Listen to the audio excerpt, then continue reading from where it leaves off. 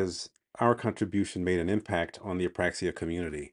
Well, we live in Houston, and when our son was diagnosed 15 years ago, there was very little awareness here in Houston and the surrounding areas, in addition to us not knowing anything.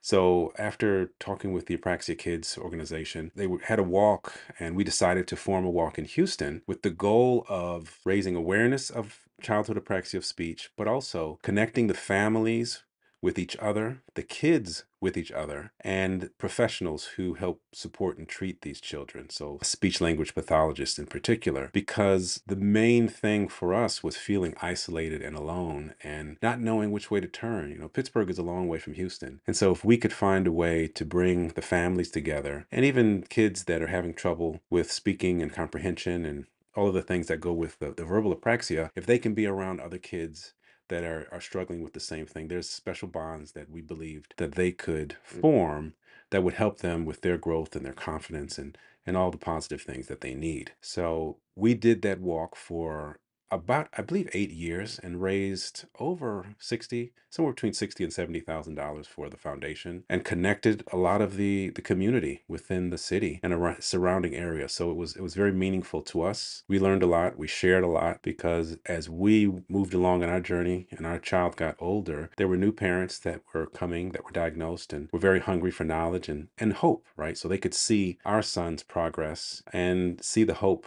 and hear him and feel more helpful and happy with what's possible for their child. Do I have a personal connection to apraxia? Absolutely. My wife and I have a son that was diagnosed with apraxia when he was 3 years old.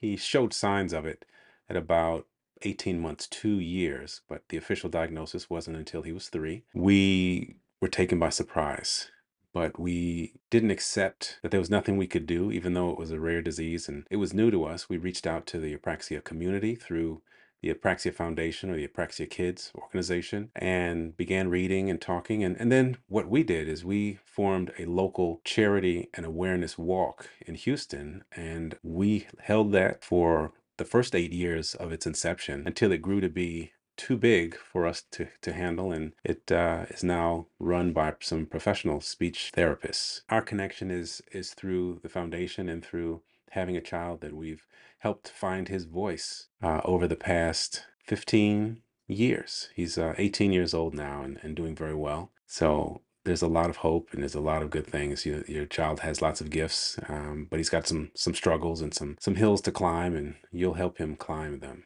What is the biggest impact Apraxia Kids has had on your life? They were a source of connection. The biggest thing for us was feeling isolated and helpless. When our son was diagnosed at 3, it was a new disease for us, and it's a rare disease. We felt completely isolated and alone. And after finding Apraxia Foundation and the walk, it connected us with people who knew what to do or knew how to begin treating and supporting our son. So it's been unending support and connection. So we really appreciated that.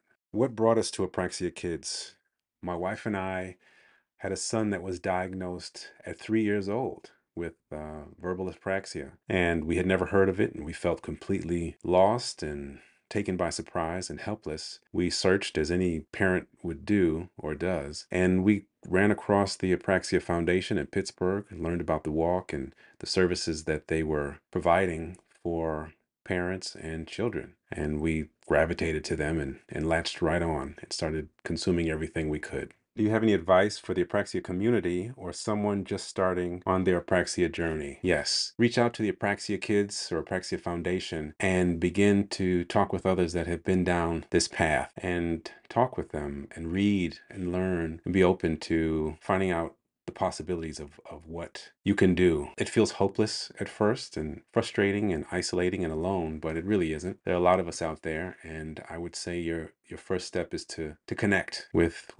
people with experience. Apraxia Kids is the best place to begin doing that. Hello, my name is Kai. I'd like to answer the following questions. Do you have any advice for the apraxia community, someone just started on their journey? And I'd like to give you advice as if someone started with apraxia. Is for me, in my apraxia experience, I love to listen to music, like to sing the lyric, just do it over and over again. And that's one way to help that helps my apraxia, love to music. And that's my advice for my people in apraxia. Keep on doing it. I believe in y'all. And that's it.